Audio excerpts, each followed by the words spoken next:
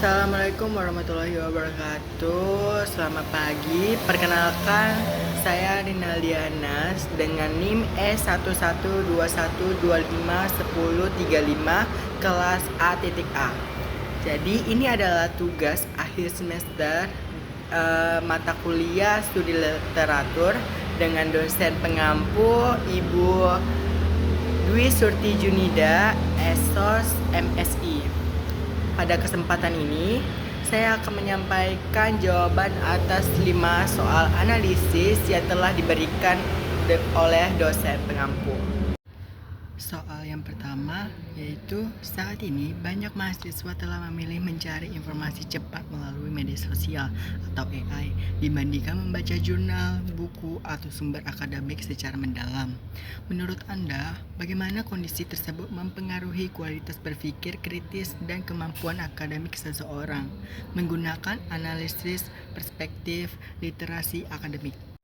Jadi, kebiasaan mencari informasi melalui media atau AI ini mempunyai dampak ganda, tapi jika berlebihan dan tanpa penyaringan cenderung menurunkan kualitas berpikir kritis.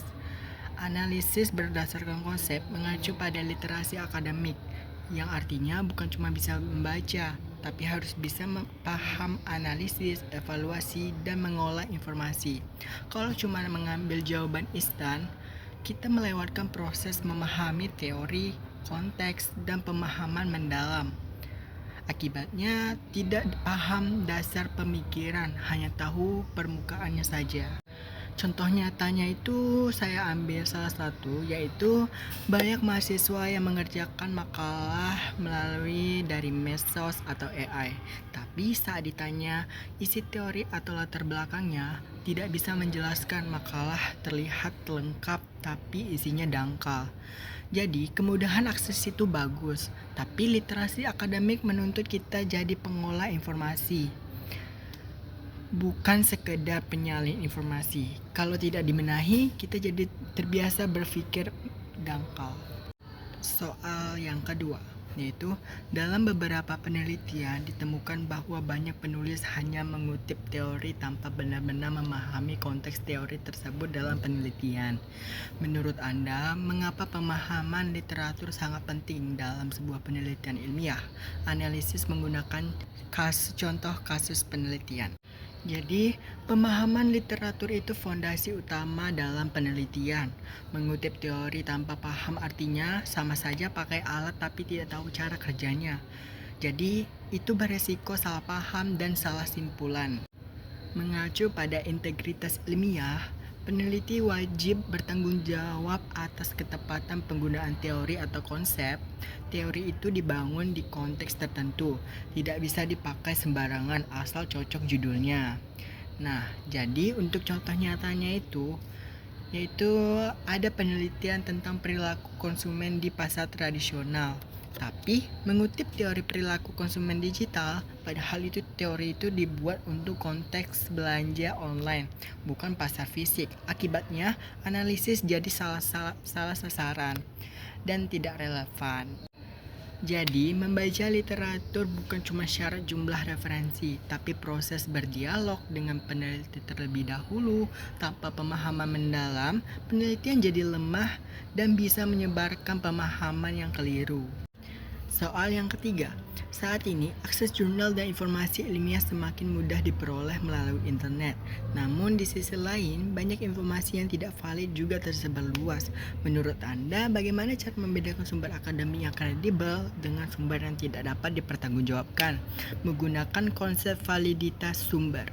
Jadi menurut saya, perbedaan utamanya itu ada di dasar kebenaran dan kejelasan asal-usul informasi. Tidak semua yang ada di internet itu benar dan layak dipakai.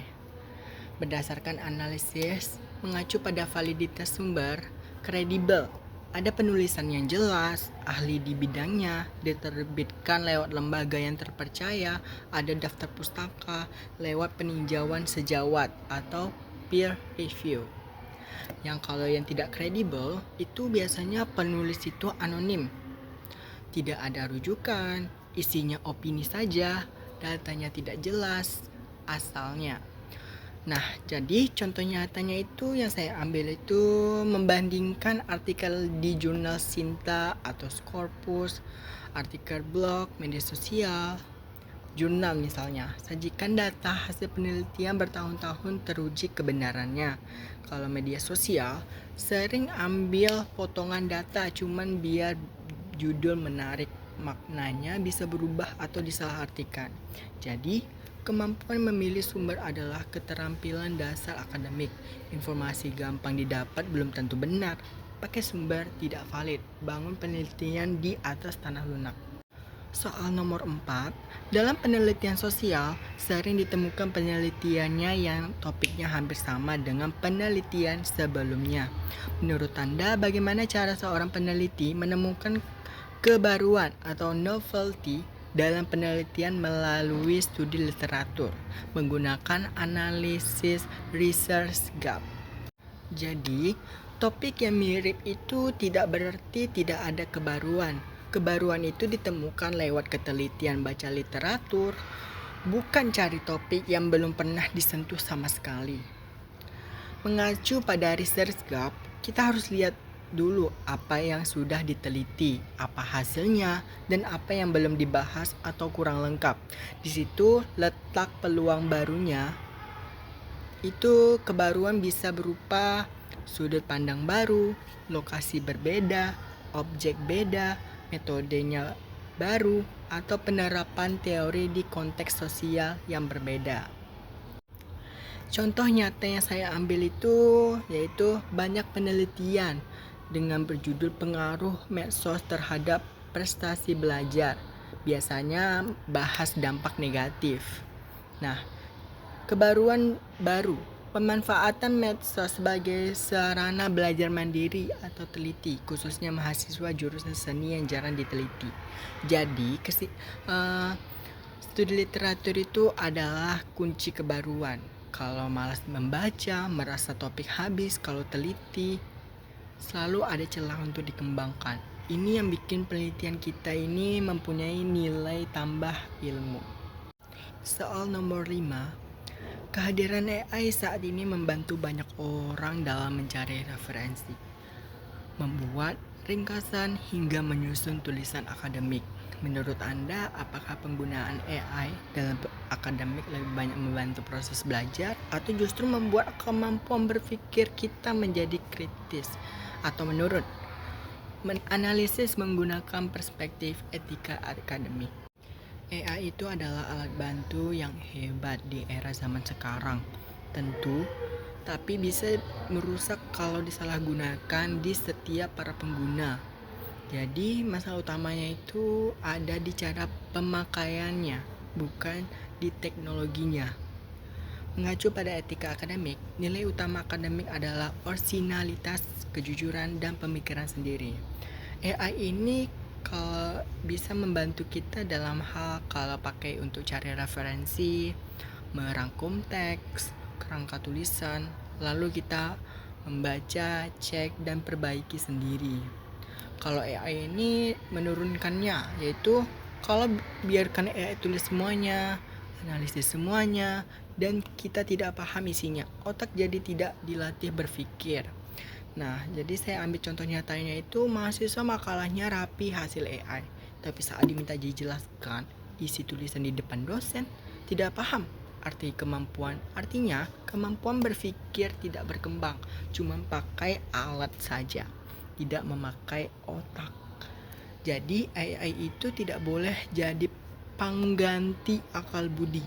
Selama kita tetap berusaha, paham, dan berpikir sendiri, AI sangat berguna. Tapi kalau dipasrahkan semua ke AI, lama-lama kita akan kehilangan kemampuan berpikir kritis.